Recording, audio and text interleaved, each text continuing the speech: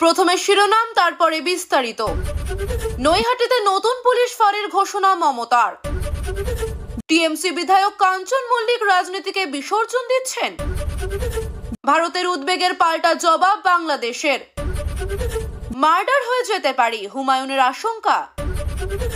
মৎস্যজীবীদের ট্রলার থেকে উদ্ধার ৬,০০০ কেজি মাদক। রাজ্য রাজনীতি নিয়ে কথা বলবেন কুণালরা, জানালো তৃণমূল।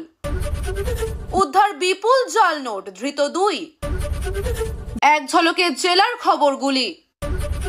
লোকসভায় আদানি উত্তাপ, মুলতুবি অধিবেশন। সন্ন্যাসী গ্রেফতারি নিয়ে বাংলাদেশ দূতাবাস অভিযানে বিজেপি। এতক্ষণ দেখছিলেন শিরোনাম, এবার বিস্তারিত।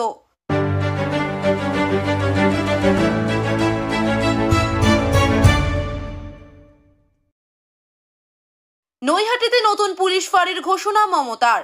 আজ মঙ্গলবার নৈহাটিতে বড়মার মন্দিরে পুজো দিয়ে বেরিয়ে দাঙ্গার স্মৃতিচারণ করলেন মুখ্যমন্ত্রী মমতা বন্দ্যোপাধ্যায়।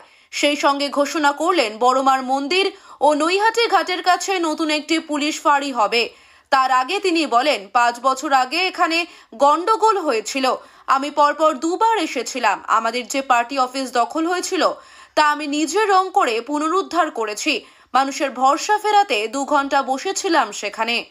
টিএমসি বিধায়ক কাঞ্চন মল্লিক রাজনীতিকে বিসর্জন দিচ্ছেন। বিগত কয়েকদিনে একাধিকবার নানা বিতর্কে জড়িয়েছে তার নাম। অস্বস্তিও তৈরি হয়েছে দলের অন্দরেও। আবার কি বিধায়ক হতে চান, সেই প্রশ্নে বড় ইঙ্গিত দিলেন কাঞ্চন মল্লিক। বলেন, আমাকে মমতা বন্দ্যোপাধ্যায় অনুরোধ করেছিলেন, আমিও তাকে ভালোবাসতাম, তাই এসেছিলাম। তিনি যদি বলেন তোমার দরকার নেই, কাজ ফুরিয়ে গিয়েছে, আমার তাতে কোনো অসুবিধা নেই। আমার কাছে কোনো আহ্বানও নেই, বিসর্জনও নেই। ভারতের উদ্বেগের পাল্টা জবাব বাংলাদেশের। হিন্দু সন্ন্যাসী চিন্ময় প্রভুর গ্রেফতারিতে চলছে বাংলাদেশ। পথে নেমেছে সে দেশের সংখ্যালঘু হিন্দুরা।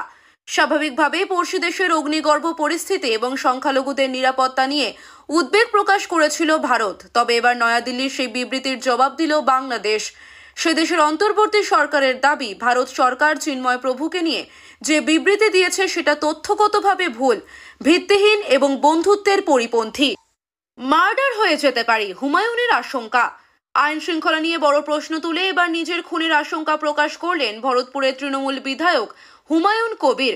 দলের নেতাদের বিরুদ্ধে ষড়যন্ত্রের অভিযোগ এনেছেন হুমায়ুন।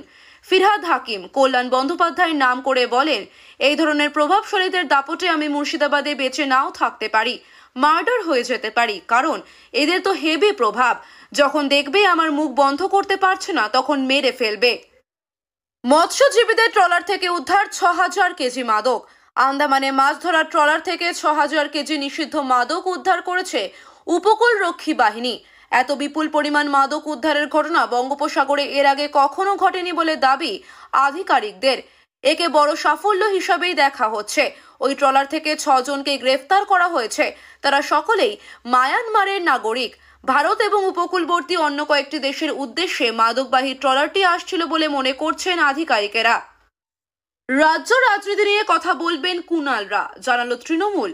জাতীয় কর্মসমিতির বৈঠকের ২৪ ঘন্টার মধ্যে মমতা বন্দ্যোপাধ্যায়ের নির্দেশ মেনে মিডিয়ার স্পোকসপারসন এবং মিডিয়া প্যানেলিস্টদের নামের তালিকা চূড়ান্ত করল তৃণমূল। মঙ্গলবার সেই তালিকায় রাজ্য রাজনীতি নিয়ে কথা বলার ক্ষেত্রে ৬ জনকে নির্দিষ্ট করেছে ঘাসফুল শিবির। তালিকায় রয়েছেন তৃণমূলের অন্যতম রাজ্য সাধারণ সম্পাদক কুণাল ঘোষ, চন্দ্রিমা, শশী পাঁচা, পার্থ ভৌমিক, মলয় ঘটক, সুজিত বসু।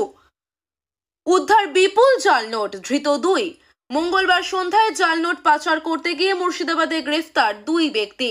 ধৃতদের কাছ থেকে উদ্ধার করা হয়েছে প্রায় ৬৫,০০০ টাকার জাল নোট। সবগুলি নোটই ছিল ৫০০ টাকার। ধৃতদের নাম নূর মোহাম্মদ শেখ ও মোহাম্মদ আতাউর। নূরের বাড়ি রঘুনাথগঞ্জ থানার বাণীপুর ও আতাউরের বাড়ি উমরপুরে। পুলিশের তরফে জানানো হলো, ধৃতেরা কোথা থেকে এই জাল নোট পেয়েছে এবং এই চক্রের সঙ্গে আর কারা জড়িত তা তদন্ত করে দেখা হচ্ছে। এক ঝলকে জেলার খবরগুলি। আজ বিধানসভায় দ্বিতীয়ার্ধে সংবিধান দিবস নিয়ে আলোচনা হবে। দক্ষিণবঙ্গের জেলাগুলিতে আপাতত সর্বনিম্ন তাপমাত্রায় বিশেষ হেরফের হবে না বলে জানিয়েছে আলিপুর আবহাওয়া দফতর।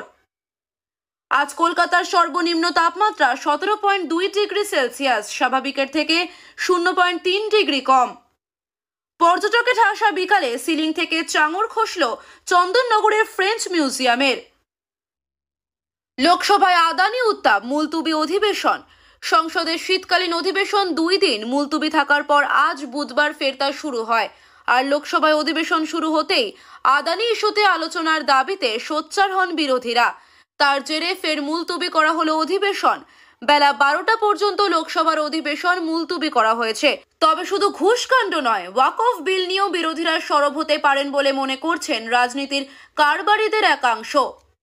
সন্ন্যাসী গ্রেফতারি নিয়ে বাংলাদেশ দূতাবাস অভিযানে বিজেপি। ইসকনের সন্ন্যাসী চিন্ময় কৃষ্ণ দাসকে গ্রেফতারির প্রতিবাদ ঘিরে অশান্ত বাংলাদেশ।